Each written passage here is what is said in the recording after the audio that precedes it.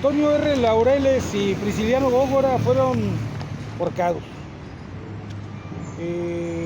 No hay otra cosa, vine a la Casa Fenelón, donde era sede del Palacio de Gobierno. Las autoridades de la Casa Fenelón, quienes administran, me vetaron el ingreso para filmar un escenario de esta naturaleza porque logré encontrar el expediente del juez de distrito supernumerario del Distrito Federal, en la cual se hizo cargo de la causa penal, y después de la denuncia de estos acontecimientos al presidente Álvaro Obregón, un año después, casi un año, 6 meses después del asesinato. No me dejaron entrar, pues, y entonces quiero narrarles más o menos cómo se contempla este escenario. Miren, la mera verdad que en las consideraciones del juez dice que dispuesto anteriormente se desprende que por las diligencias practicadas solo llegó a justificarse la desaparición de Antonio R. Laureles y Prisciliano Góngora sin haber podido averiguarse su paradero hasta el día 12 de abril último de 1923, en la que el señor José Covarrubias dirigió una carta al ser presidente de la República, Álvaro Obregón, exponiendo detalladamente la forma en que Laureles y Góngora fueron aprehendidos en un mesón por los oficiales Arturo y Jesús Torres y por el soldado Félix Mariscal. El mesón es el Hotel Bola de Oro, entre las 9 y las 10 de la noche de octubre último de 1922, y que fueron llevados a la Casa de Gobierno y entregados al jefe Luis Romero Gallardo, el jefe de la Policía Estatal, y que después de haber desalojado a todas las personas que ahí se encontraban, fueron ahorcados en la última puerta de un machero, que es la salida de atrás donde estaba la Escuela de Matemáticas, o era el auditorio que tenía la Escuela de Medicina en 1976. De tal manera que el firmante de la carta puede precisar los hechos porque al darse cuenta de las disposiciones de Romero Gallardo, procuró esconderse, y que consumado el crimen, los malhechores se retiraron abandonando a Covarrubias el lugar en que estaba escondido, procurando no ser advertido y dirigiéndose a la casa, que en la plaza de armas lo alcanzaron Romero Gallardo y los dos Torres, ordenándoles al primero que fuese a la inspección general de la policía, a que dijese al inspector señor José Mardoco Oropesa que le facilitara un carro para tirar la basura y que lo llevara al Palacio de Gobierno, que Covarrubias cumplió lo que se le había dicho, y al retirarse del Palacio de Gobierno por haberse encontrado cerrado y se le presentaron Romero Gallardo y los dos Torres, Arturo y Jesús, Félix Mariscal y Tomás Plata, ordenándole el primero que introdujera el carro hasta el patio de la planta baja y los ayudara a echar a lo que había ahí adentro, y que si descubría el secreto pagaría con la misma suerte que aquellos indicaron. Que los cadáveres de Laureles y Góngora fueron puestos en el carro con los vestidos que llevaban cuando fueron aprehendidos, pero sin zapatos ni sombreros, que los trasladaron de tal manera que ante este escenario fue como entre la 1 y 2 de la mañana. Fueron conducidos por el mismo Covarrubias y Mariscal por orden de Romero y dirigidos por él acompañados de los Torres, llevándoles a una cuadra de distancia, o sea, iba sigilosamente atrás, ¿no? Llegando al segundo puente del camino rumbo al rancho El Tecolote, que está inmediato a la ciudad. El Tecolote era un rancho, pero lejos de Tepic. Tepic no llegaba hasta allá, ¿no? Y se ordenó que se retiraran, entregaron el carro al inspector Oropesa, lo que ejecutó no sin antes darse cuenta del lugar en que guardaban los cadáveres, habiendo visto que los arrojaron a una alcantarilla antigua sin agua, que ahí se encuentra, echando primero los cadáveres y encima la basura con que los cubrieron en el carro, dejando bien limpio aquel sitio.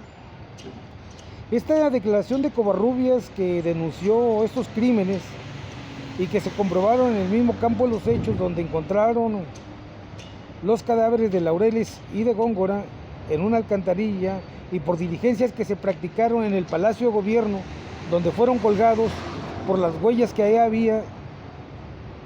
El segundo párrafo dice que el señor José Covarrubias ratificó ante este juzgado el contenido de la carta que se refiere el párrafo 11 del considerado anterior, que por el auto de la fecha del 21 citado mes de abril, que fue comunicado al juez de distrito del estado de Nayarit por medio del exhorto número 70, para su cumplimiento se mandó practicar la exhumación de los cadáveres y la autopsia de los mismos, así como la inhumación correspondiente después de practicadas dichas diligencias, y llevarse a efecto una inspección ocular en el lugar en que, según Covarrubias, habían sido ahorcados Laureles y Góngora, para asesorarse si era cierto que existían ahí las huellas de machetazos a que él mismo se refiere en la declaración que diligencia dicho exhorto.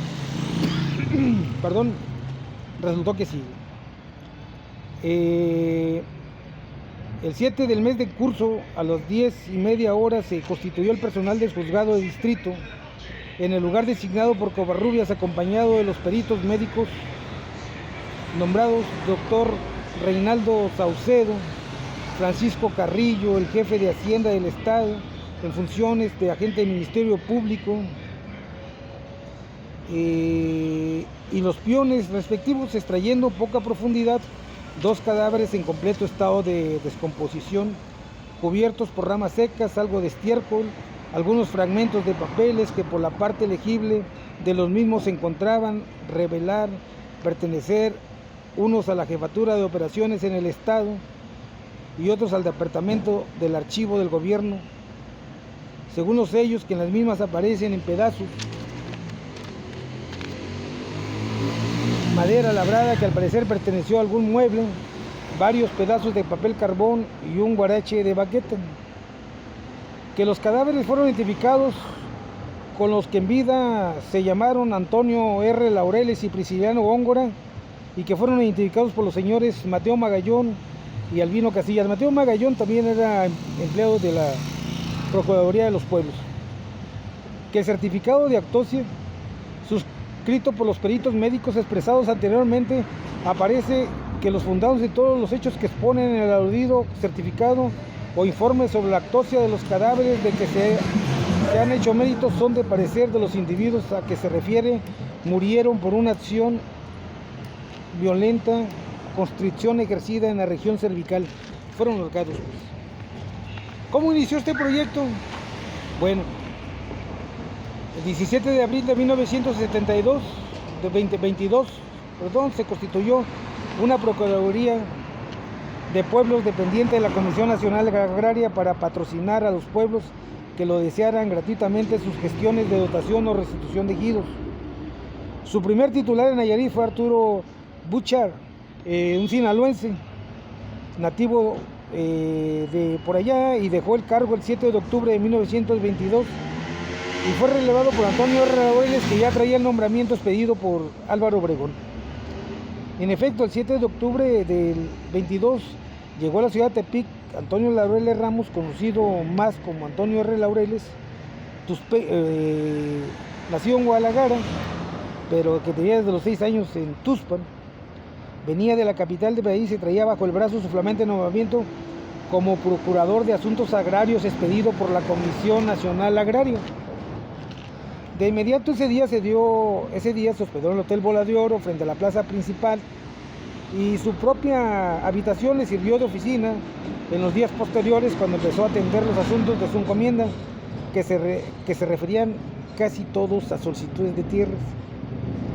Apenas habían transcurrido 4 días desde que llegó a la capital, cuando a la medianoche del día 11 fue sacado del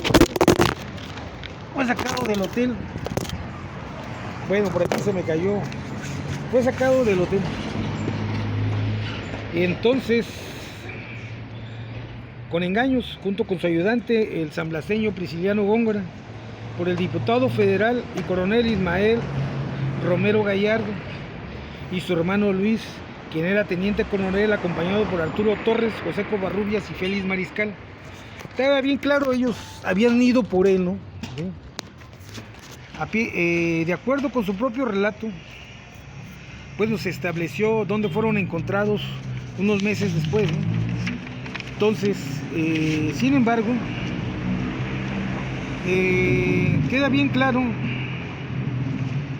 que hay una serie de imprecisiones, no hay una vocación. Gobernador señala que desaparecieron. Luis y Ismael Romero Gallardo habían planteado que se habían levantado en armas, como también lo hicieron con Juan Espinosa Bárbara en 1921, cuando el proceso de la elección para gobernador del estado. Bueno, la búsqueda de los agraristas Laureles y Góngora fue en dos sentidos. Por un lado, los agraristas que reclamaban su aparición, y por la otra, encabezada por el gobernador Pascual Villanueva, en presentar a los líderes como rebeldes que se habían levantado en armas. Los telegramas de Villanueva, referentes a Arturo Burchard, Antonio Larreules y Mateo Magallón Ramírez, pidiendo una comisión al Senado para verificar a Nayarit su buen desempeño. Era una farsa, ¿no? La angustiante carta de Prisciliano Góngora que se leyó el senador Juan Espinosa Bárbara, leída en la sesión del Senado de la República el 24 de noviembre de 1922, dejó muchas incógnitas, ¿no? Que eran fundamentales para este proceso. La carta de Prisciliano Góngora dice lo siguiente: San Blas, Nayarit, octubre 25 de 1922. Señor don Juan Espinosa Bárbara, México, Distrito Federal, muy estimado y fino amigo.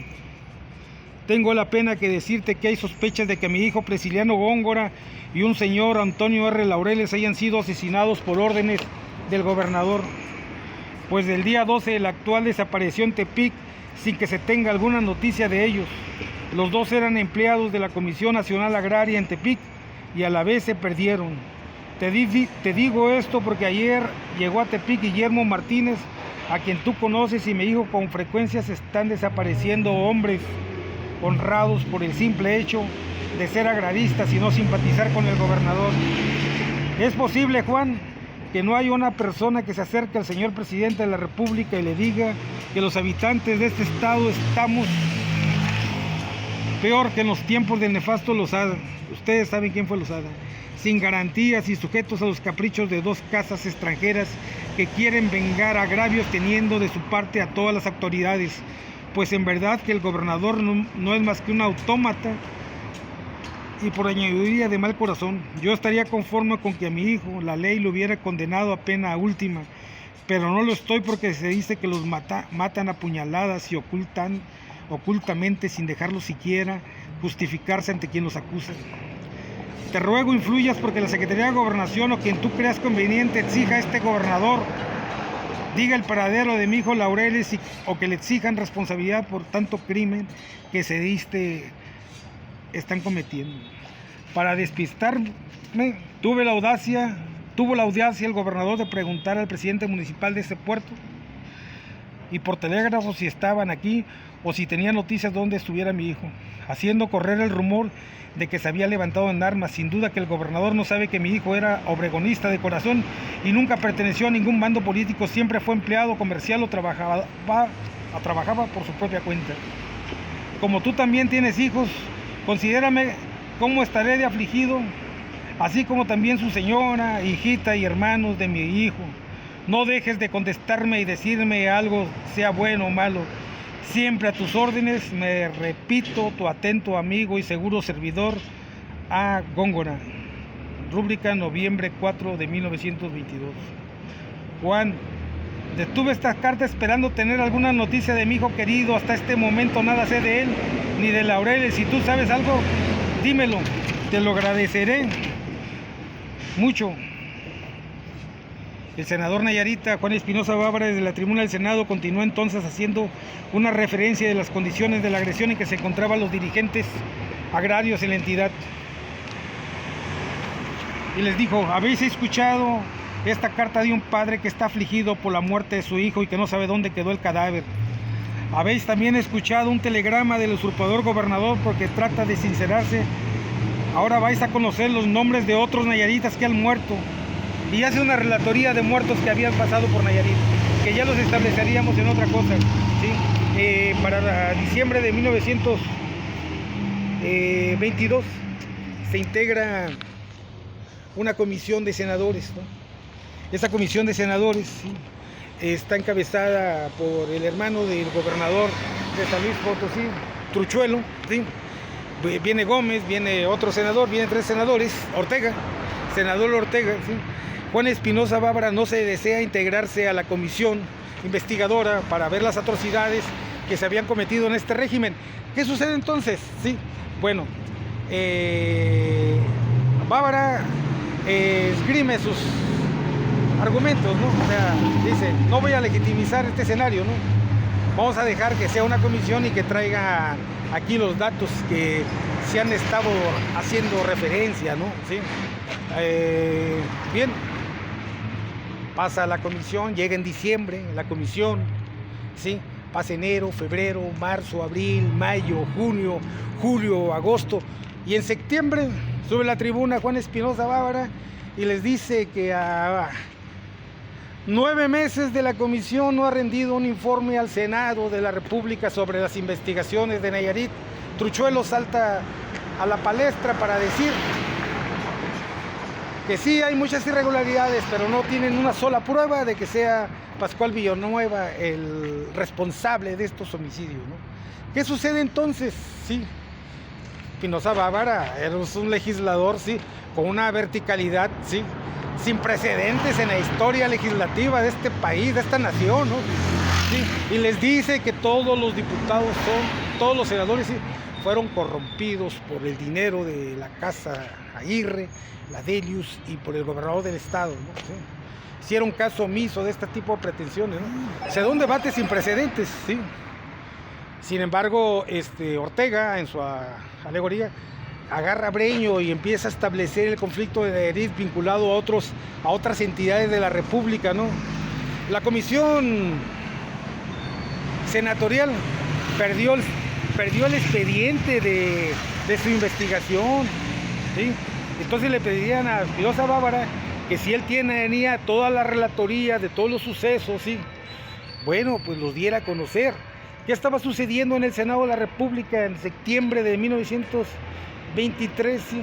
Un linchamiento sin precedentes, una sociedad delictosa de senadores a favor de la causa de Pascual. Era evidente que tenía una vinculación con Ángel Flores, ¿no? Pascual tenía una proclividad con Ángel Flores, el jefe de la división de Noroeste, sí, todavía gobernador de Sinaloa, precandidato a la presidencia de la República después, sí, un hombre de origen humilde con una condición muy reaccionaria de derecha en contra del movimiento agrarista, igual que lo tenía Pascual. Eran hermanos de leche, ¿no? Entonces era condicionante, y además, ¿por qué protestaba si no tenían facultades Pascual Villanueva para impugnar los nombramientos de la Comisión Nacional Agraria?